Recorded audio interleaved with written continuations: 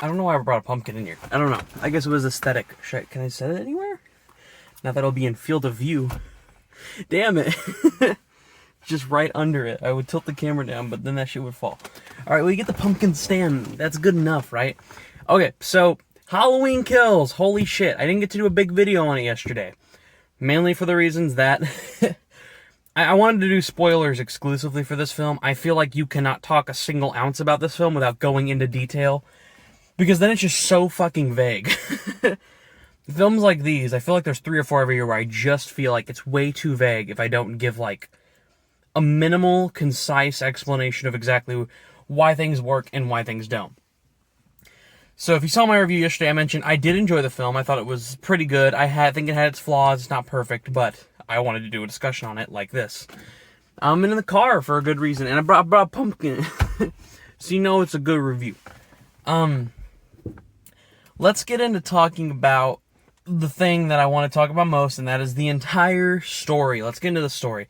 So I didn't get to mention a ton, but this movie in the previous review, but this movie takes place in 2018. Literally, instantly as that last one ended, this one starts. You could watch these back to back. It would be like you instantly watched a back to back movie.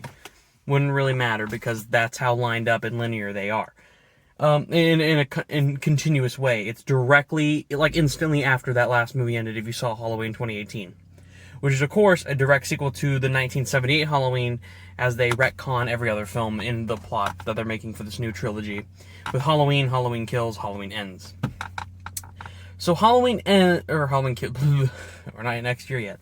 Halloween Kills is, of course, right after. Laurie is injured and bleeding a lot from the stab wound down here. She has to go to the hospital for the whole movie, and this is more about the people of Haddonfield. People like Lonnie, the bully, you know, from the original 1978 film. Tommy Doyle, who was the kid that Laurie babysat in that film. It's about all of them. It's about the civilization of Haddonfield. The people who we see mostly on screen are the characters that we know of the past, and or new characters who are introduced to fill in, to explain up to flashbacks of the past. Such as, I forgot his name. Is it Officer Frank?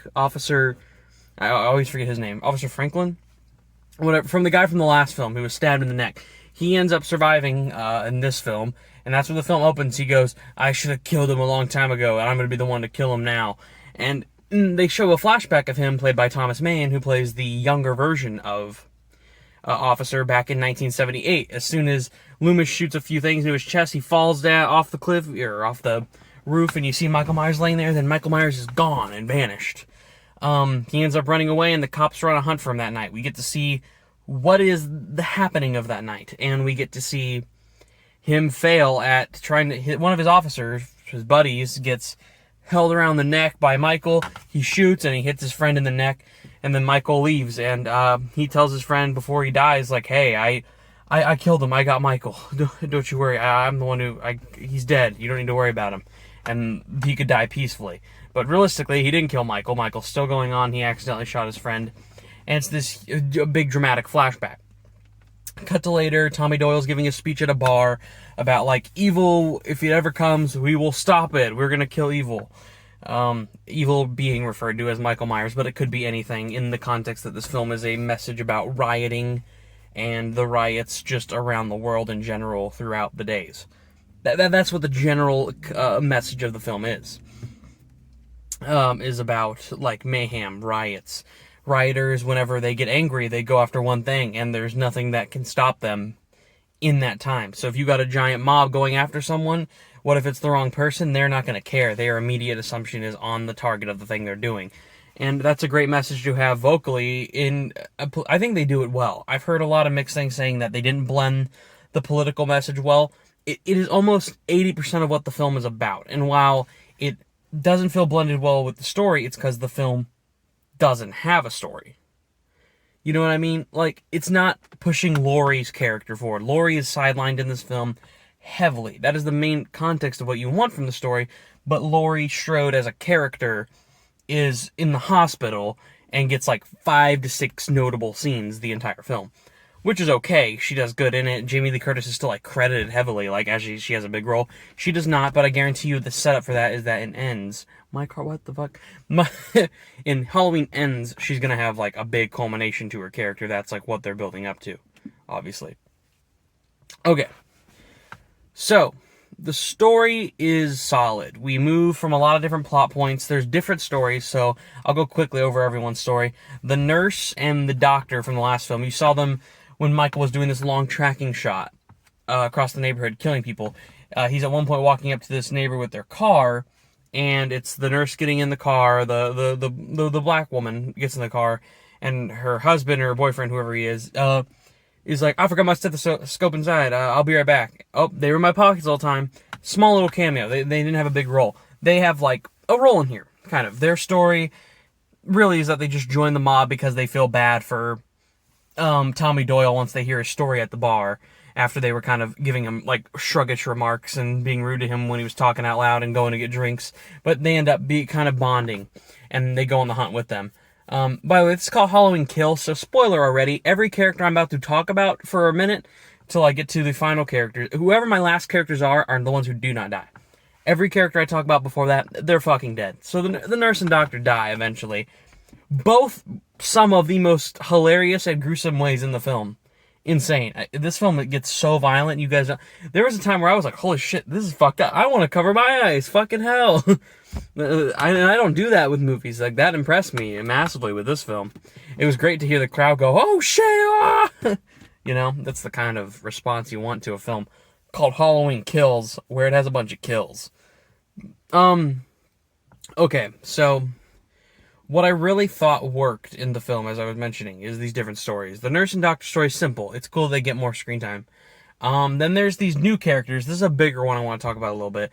Named Big John and Little John. They're this gay couple who have what do you call it when you like redesign a house? Like they've reinvented the house of where Michael Myers used to live, and basically because they redesigned the house. The big message of the movie is we don't know what Michael is. Or if he's just human, or if he's more paranormal, what's the big secret? All we know is he's pure evil, he kills anyone, he's strong as fuck. And some reason, nothing has taken him down. Not the fire, not being stabbed, shot multiple times. He just gets away all the time. And how does he do it? The one message that we do culminate is that he always goes up to his sister's room to look through the window, see his reflection, or is he looking out? Is he looking purely in or out? Like inside himself as he is a normal human, or is he looking out at something all the time? That's the message. I guarantee you a big culminating shot is going to be him in his house looking out the window and Laurie looking up at him. And kind of like the gunshot from 2018 film, but it's going to be a bit different. I think that's going to be like the huge thing of Ends, but we'll see. I'm sure it has something to do with his actual sister. We'll see what they do with that as well. Because it's only hinted at here, like in brief things, but you don't know what it really means yet. Okay. Big John and Little John. Pretty funny characters. They get like 2 notable scenes before the big scene of their deaths. It doesn't really build to anything. Again, all this is sort of just a structure for a bunch of people to be dying around the Haddonfield, the city of Haddonfield, and then for the mob, started by Tommy Doyle, just to be like, I'm gonna get revenge, I'm gonna fuck this guy up. Evil's not coming to get us now. It's funny how he gives that dramatic speech on the exact same day that, of course, Michael Myers is out. But whatever. We go through a lot of different things, a lot of different scenes of people's deaths. We get the nurse and doctor story there with 2 of the other people from the original film. I always forget the girl's name. The little girl who Annie was babysitting in the original Halloween. The one that ran over to Jamie Lee and she ended up surviving that film. She's grown up, played... who plays her again? Yeah. I always forget. Either way, she's in it. And then the nurse lady who's in the car with Loomis in the opening scene when the mental prison escape happens, she's there and she's older. They all get killed. Sorry, the girl from Halloween 1978, the one that survived going over to Laurie, she does survive. But the nurse lady in the car in the beginning with Dr. Loomis in the 1978 film, she is killed, sadly. And very tragically, you're like, oh, she's about to get the shot on him, and then she just gets fucking murked. It's insane. And then the other character stories are our main characters. So we got Judy Grier as Karen. Karen, here, really just mourns for her mom, wants her to think that Michael is dead. She doesn't want to admit that he's still alive. It just shocks her. That's kind of the same thing for Allison. That's her name, right? The granddaughter to Lori, aka the daughter to Karen. She wants to go out with her boyfriend, who, you know, kind of was cheating on her a little bit at that party in the previous film, and go out with his dad, which happens to be Lonnie, the bully from the original 1978 film, who's kind of cool with Tommy now. They're like friends now, and they're buds, and they dick about it, and you know, whatnot. But, so she's gonna go with them on the mob, even though Karen says to stay with Lori in the hospital, but she doesn't. And then, eventually, and Karen tells her, oh yeah, Michael's dead, we did it now. And then it gets revealed by someone coming in like, you know what, Michael isn't actually dead, like, wait till you see what's really happening, and, you know, shit goes crazy. And so this sort of freaks Lori out, and she gets out of bed. She's like, I need to go stop him, oh shit. And then the officer who was stabbed in the neck admits, like, her and Lori actually had a relationship, they fell in love. Lori ends up staying at the hospital, but the mob all shows up at the hospital. Tommy Doyle finds out she's at the hospital. They all come back and be like, Lori, what do we gotta do? Michael's coming here. And then Lori's like, Michael's coming here, and then it brings up this mob. The whole hospital is freaking out. Including the kid, the ginger kid who was like the chubbier one. He was in Fear Street, 1978. Oscar? Was it Oscar? He got killed by the fence in the 2018 one when it goes through his face. His mom is there as well, and she sees his dead body. And there's, like, everyone there is, like, pissed. And so one of the other mental patients who escaped, this is revealed at a bar scene because someone took the nurse's and doctor's car, drove in it, crashed, and then ran away. And it ended up being this different guy who wasn't Michael, but someone who also escaped from the jail. He ends up showing up at the hospital for, like, help because he's, like, a little injured. And then everyone goes to attack him thinking, like, it's Michael, get him! And they're all about to kill him. Like, it's this mob mentality. Like, they're gonna kill him no matter what. No one's listening to Lori and telling him that it's not Michael, it's someone else. Karen ends up getting ahead of the mob and trying to help the guy. They go into these rooms. He pushes her out one of the rooms, and they lock both the doors so no one can get to him as he's in these enclosed doors. And because of the pressure, the fear, and tension that he's going to get murdered no matter what he does, or he has no purpose in life, he just decides to break the window, jump off the hospital roof, and kill himself. And it's a tragic scene. Like, it's one where you actually see it, you're like, oh shit, you don't know if you should feel bad for the guy, because he's, like, in a mental patient. He might be crazy. Earlier in the movie, he did some shit that he probably shouldn't have done, but, like, you feel bad for him. There's, like, this full culminating message that I think they're trying to give to the audience. Not necessarily that the characters learn, because Tommy's like, that's my fault, my bad. It's like a small emotional scene. Immediately later, we're going back to hunting Michael, and Karen ends up being the one helping to hunt Michael. So Lonnie and them go to the Michael Myers house, because they found a map that tells them, like, alright, Michael is going here. He already killed the gay couple there, and after they're dead, we already find out they died. That's when we get the scene of them looking over the map, being like, alright, if you go through all these places, this leads Michael to his childhood home. We're gonna go there. Lonnie goes there, goes inside, tells the kids to stay inside, doesn't want anyone else getting hurt. Lonnie goes in, they hear one gunshot noise and a loud bam. The two kids go in, they got a shotgun. It's the kids, as in, I've already mentioned, Allison and her ex-boyfriend character from the first one. Ex-boyfriend, boyfriend, kinda.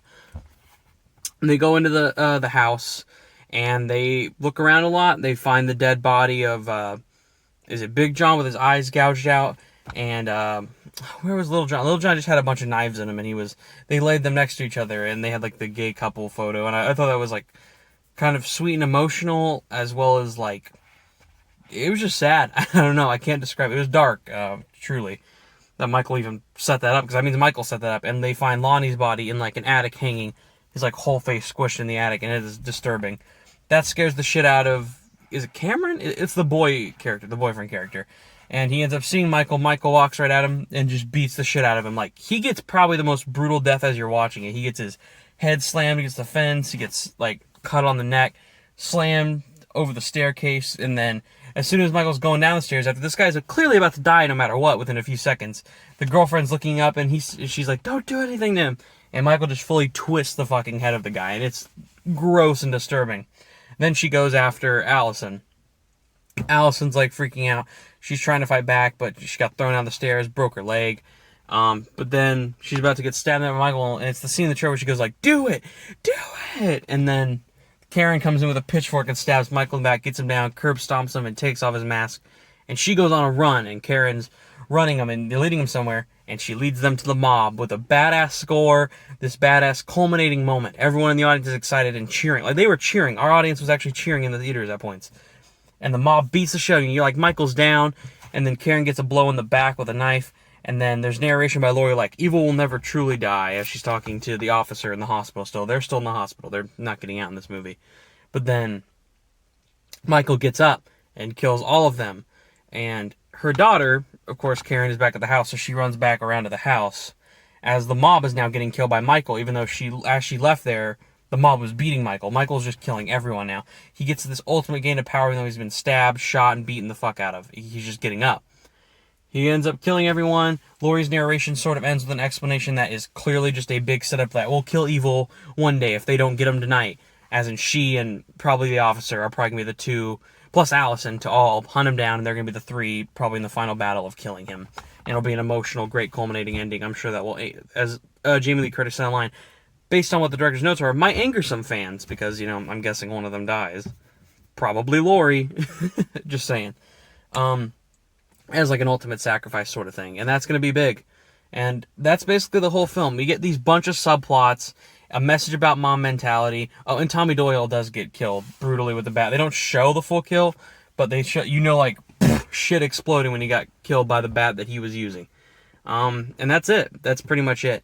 My thoughts on it, though, in complaints. The pacing is sometimes really lackluster. Like, it's just cutaway stories, almost subplots to build to a good culmination in the third movie, whatever they decide to do there. And that did slightly annoy me. Also, some of the characterization annoyed me. There's not enough development from anyone. The relationship of the officer who got stabbed in the neck last film and Laurie just being a love relationship now is like, I didn't feel that. That just came together like instantly. Like, we kind of got thrown into that.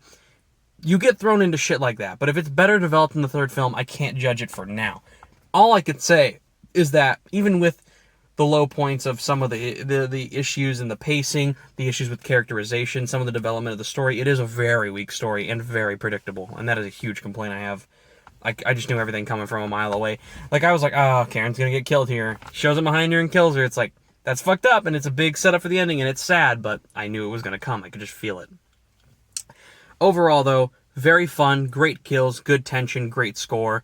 The performances are good, even if they don't get a ton to do. And there's some solid humor. There's not as much humor as the 2018 film. I think there's a good balance. 2018 had a slightly too much humor. This one had just a little underneath. I want a little bit more. Maybe more Julian, the black kid, my dusty-ass toenail, my nasty-ass toenails from the fucking 2018 film. He has a very small cameo in here that was really funny, but not enough to do beyond that. But overall, I quite liked it. I think I'm going to change my score. I am going to give it a 7.5 out of 10. I had a damn blast with it, and it would go in my top 15 this year, honestly, by all surprises. I do recommend Halloween Kills. It's streaming on Peacock, but I say see it in a theater. We got a packed theater. Like, it was sold out in Dolby. Some guy was wearing a Michael Myers mask, came fully, like, dressed in clothing. People had their shirts. I heard people screaming, cheering, clapping, laughing. That's exactly what you want from the film. I will get into one thing. The nurse lady, the reason I mentioned this kill, the nurse lady's shooting at him, missing every shot. Like the black lady from the 2018 film, who I mentioned, her and her husband get crazy kills. It's mainly her, and Michael, as she's walking towards him, throws the door out at her, and it makes her turn the gun as she's firing, like at an equivocal pace, like very even. She keeps shooting at the same pace, and one of them hits, turns, she shoots herself in the head. I laughed my ass off, but also was like, that was a cool kill. I laughed my ass off. Also feel really bad because I like that couple. And that's all I got to say. 7.5 out of 10. This is the real review. I really wanted to just get in discussion, talk about every scene and what I thought about it. And I had more fun doing this than the 2-minute review that I had to be, again, vague on. So, yeah, hope you enjoy. The next video should be No Time to Die, Lamb, Dear Evan Hansen, Addams Family 2. I'm going to throw all those out very soon. A Paranorman commentary very soon. And a Dune review before I go on my trip. And I'm going to vlog a few elements of that trip, so you'll get a San Antonio trip video with me and all my friends. So, quite a few videos coming up in the next 2 weeks. That's it for now. Till Halloween ends. Pumpkin. Alright, bye. I want to take his mask off and see the life leave his eyes.